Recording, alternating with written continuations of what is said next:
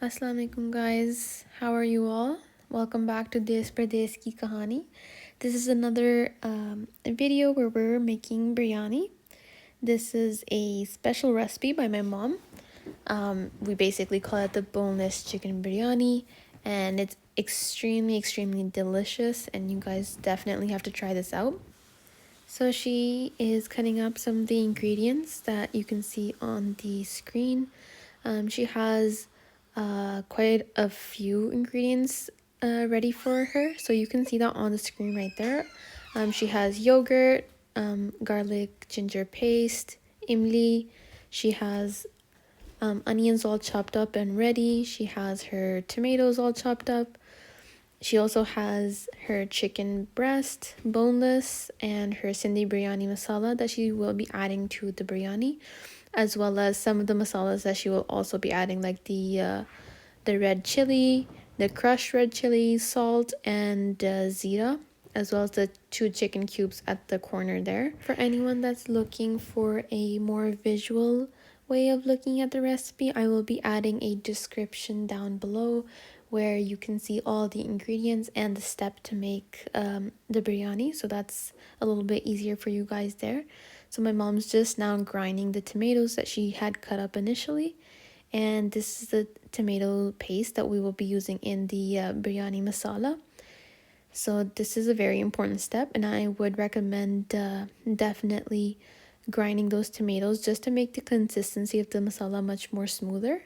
Another thing, I just wanted to let you guys know that we are making quite a big batch of biryani here, just because we will be giving it to our neighbors as well, and we are giving it out to a few people, so that's why we are making biryani for about 15 people can easily eat this biryani. So just letting you guys know, that is why we have a little bit of more like quantity going on with the tomatoes and onions and all the stuff that you see on the screen right now. So now we have our pan all set up on the stove. We preheated the pan. We are adding 2 cups of oil to the pan so that can warm up, and so we will be adding all the chopped onions in just a moment. So we have about, I would say, 5 small onions that we added to the pan right now. Just make sure they're finely chopped so they don't come in the mouth whenever the entire biryani is cooked. That's why just make sure they're finely chopped there.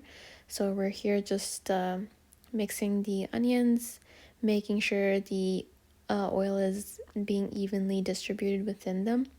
And you'll see in a moment how the onions will slowly start to cook. And the way for you guys to know that your onions are cooked enough is whenever they turn golden brown. So now you can see how they start to turn different colors here. And this is how you know that they're slowly starting to turn, they're almost ready. So now this is where this is the color you're looking for. This is the golden brown color. Just make sure your onions are nicely cooked, and now you know they're ready. So now you can go ahead and add the ginger garlic paste that was made before. So this was about 2 to 3 spoons of tablespoons of ginger garlic paste. So make sure you add that and you properly cook all the ingredients together. Make sure it's fried well in the oil. Once it's fried well, you'll see the color change a little bit. And my mom's just adding a little bit of water just so it doesn't burn, and it just cooks for a little bit longer so she can get the flavors out a little more. So now that you'll see, the color will start changing in just a moment. And when it does, then that's your cue that the next ingredient is ready to be put in. And that will be the grinded tomatoes that we grinded just a few minutes ago before we put in the onions into the pan. And we only put in half of it, so we saved the other half. So make sure you don't miss this step and like accidentally put the entire thing in it, just because this is what will elevate the taste of this biryani. And this is something different.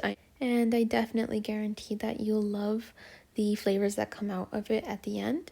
So now you see the colors have changed drastically. Now you'll know that this is now the time to add your chicken. So make sure you add all of the chicken that you had prepared. Make sure you washed it before you put it in the the masala that you're starting to make. And just another thing, that this is about 1.5 kilograms of chicken. This is chicken breast. So just wanted to put that out there for everyone whenever they're making their biryani, so they know how much that we put in and quantity wise. So now we're just mixing it properly, making sure the flavors are being equally distributed without the chicken there. So we're making sure to use a spatula just because I feel like it just wipes the pan much more cleaner and it doesn't really break the contents of whatever you're putting in. Now you can see that we're adding salt, crushed red chilies, and zira. So make sure all of this is according to your taste. So especially the salt, just because it depends on everyone's taste itself. We added about 1 tablespoon of salt, 1.5 tablespoon of the crushed red chilies, and about 1.5 tablespoon of the zira, as well as 1 tablespoon of the red chili powder that you just saw that we put in there. So just make sure all of these are actually to your own taste. That's just how much spices we eat at our own household. Now we will be adding the Sindhi biryani masala from Shan. And we added the entire packet. Again, this is because we are making a bigger batch of biryani. So you can also adjust that to your taste. You can see that it has been cooked really nicely, and we added the rest of the tomatoes that we had saved from before. So this is the right time now to add the tomatoes. You'll see the oil come up, and that's when you'll know. We also added the tamarind paste, or you can call it imli. So that is a very important step, and I would definitely recommend not missing the imli, just because it brings out the sweetness, and the flavors of the biryani. So now we're going to be adding the yogurt. I think this is also a very important step, and we added about 1 cup of yogurt. As you can see, this is the bowl that we use to measure the yogurt. So we added 1 whole bowl of that, and just make sure you're mixing this nicely. The yogurt will kind of leave some water in the masala, so make sure you cook that really well. We also added 2 chicken cubes, and this is just something that my family adds to most of our dishes, and we just really feel like it brings out the taste by a lot, and like our family really likes the taste of it, so that's why we added those. But it's not necessary, and I don't think if you don't have it at home, you're not bound to have to add it. And we also added all the chilies that we cut up in the beginning of the video, and hopefully as it's cooking, it'll kind of like suck out the flavors from those chilies as well to kind of make it spicy. So now it's really important that you do mix it really nicely, and then make sure you let it cook for at least 5 to 10 minutes on high heat. We're just going to cover the pan up there so it cooks on its own with the heat. And now we're just going to remove the pan. This is after 5 to 10 minutes. You'll see that this is now boiling. All the oils have come up. This is how you know the masala is now perfectly ready. And just make sure you mix it. You check the taste of it. This is now the time for you to check if the salt is up to your taste. Is it too less? Is there something you need to add any more to?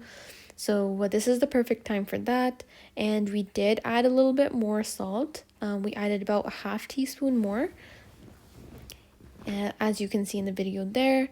So just make sure you're adjusting the taste to your liking at this point. So we added a total of about 1 tablespoon of salt, I would say. And this is just us washing the rice so we can get ready to boil it. And we have put this pot on the stove, and now my mom is just adding about 4 tablespoons of salt. I know that seems like a lot, but it's actually not a lot, just because we are boiling the rice, and once we spill out the water, a lot of the salt is just going to go down the drain, and it's not really going to like be in the rice itself. It's just going to suck some of the salt, but not all of it. So definitely like don't be intimidated by the amount of salt that was put in there. It's all just gonna be drained out. We're just adding all of the rice that we washed earlier. And over here just make sure you're monitoring your rice, just because it's very important. You're not fully boiling the rice. You're boiling it about 90 to 95%. And that is because we're making biryani. So that means that whenever we're making biryani, we don't fully boil the rice. That's because you will be putting the rice back on the stove, and it will be cooking through the steam. And we don't want the rice to be boiled 100%, just so if it's boiled 100%, it'll be all mushy when we put it back on the steam and it's all fully cooked once again.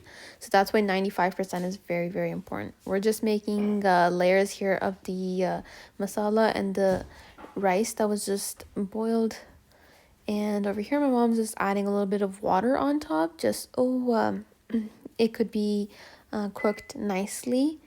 And she's adding orange food color on top. Some people even add yellow food color a tiny bit. Some people may even add red, but we prefer the orange just because we feel like that's literally the color of biryani. So that's why we added the orange color there. So we're adding quite a bit on top, just so whenever we mix it, we can mix it properly and it really seeps through the biryani there. So we're also gonna add some oil on top because now we're getting ready to put it on dum. So now this is just a clip of the biryani that is now on dum now.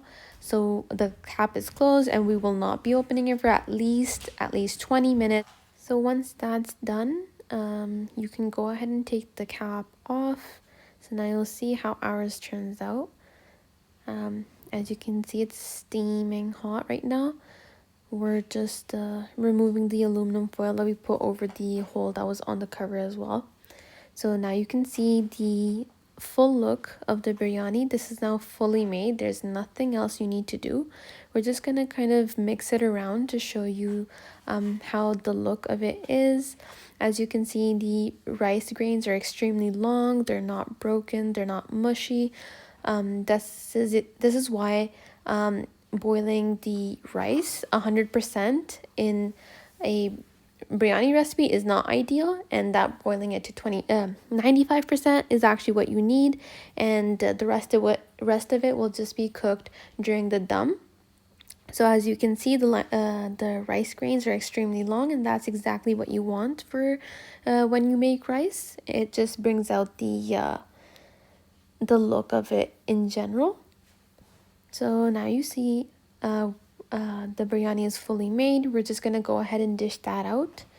So you can, a lot of people put slices of lemons on it. A lot of people like garnishing it with coriander or cilantro, I should say. But in our family, we don't really like that kind of stuff that much. And so that's why we're not going to do it for ourselves. But of course, like whenever we send it out to people's house, like I mentioned before, for our neighbors and stuff, we will be garnishing that for them, but just not for ourselves. We don't really do that kind of stuff. To go with the biryani, we decided to make some dahi and boondi raita. And you can see this is the boondi. We bought this from the market. We did not make that at home. And we're just chopping up some of the ingredients we'll be putting in, such as the chilies. We also chopped up some boiled potatoes, some onions, some tomatoes. As you can see in this clip right here, you can kind of see the ingredients we'll be using. We also used the yogurt. This is the Astro original yogurt. That's what we use for our yogurt there. And we also have a pre-made chutney that we made at home, but it was already made from before. So we're just going to be adding that in the mixture.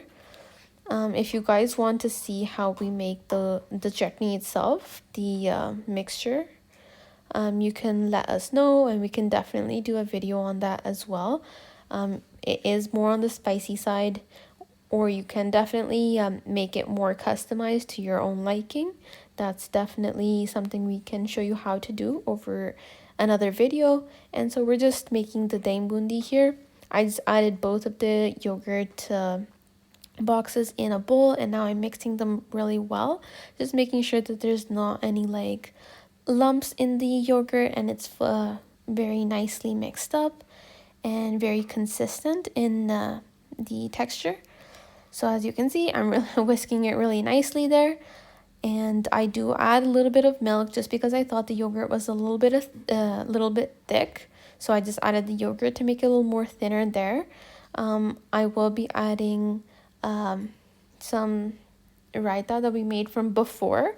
It was just sitting in our refrigerator, and no one was eating it, so I added that mixture as well to the yogurt, as you can see in this clip right now. So I'm just adding all that, making sure we're not wasting anything there. And I'll be mixing everything and adding all of the ingredients that you see on the page. So there are so many other ways you can eat biryani. You can eat it without raita, you can eat it with just raita and not adding any vegetables in it. You can make dahi, and a lot of people make like this tomato salsa thing that they like with the biryani, and we do definitely make all that kind of stuff, but we just decided to make the boondi raita this time around. Anyways, like I was mentioning before, just let us know if you want us to show you how to make this recipe. We can definitely do that. If you guys have any suggestions to making these videos better, as you know, these are the first few videos I've been making with my mom. So if you have any suggestions, please also let me know in the comments below. And we'd definitely be grateful if you could go ahead and like and subscribe our channel, so we can be a little more motivated to put in more recipes for you guys. And I know I wasn't really able to formally introduce myself or my mother, but this channel is just dedicated to making some easy go-to recipes with like limited ingredients and time, and even like just desi cooking, even Western cooking, literally anything. Like cooking from all around the world, literally recipes from all around the world. This channel is dedicated to all of that. Basically, we call this channel Des Pardes Ki Kahani because it's inspired by a mother, more specifically my mother, who lives far from her homeland, yet brings all of her joys and flavors of her des to her Pardes. And this name was inspired by her, and she really wanted to keep the channel's name this, which is why we went ahead and did that for her. And as you can see, my whisk broke in that clip, so I went ahead and switched up to a spatula. And just another advice for you guys, make sure whenever you're making a raita or something like that, take a bigger bowl than you need. It doesn't matter like how much raita you're making, just take a bigger bowl, just so it's easier for you guys to mix it. If you take a bowl that's almost as equal to the ingredients that you're making, it might just overflow. As you can see in the video right now, that mine started to overflow, and so I'll definitely recommend you guys taking a bigger one. So I'll be switching to another one right there. As you can see, this is a much better version of a bowl that you should be using, and it's so much easier to just mix it. Also, as I was mentioning before about introducing myself, this channel will also be something that I will be helping my mom out with. So basically all the cooking is of my mom's, but sometimes you might see myself, like my hands in there. That's just me helping my mother out. And the dahi boondi I just garnished with a little bit of chaat masala, some chili on top, and this is the final look of the biryani and the dahi boondi raita. And you can go ahead and serve that and enjoy. And I hope you guys like the recipe. Please don't forget to share, like, and subscribe. And I'll definitely be seeing you guys in the next vlog. Take care. Allah Hafiz.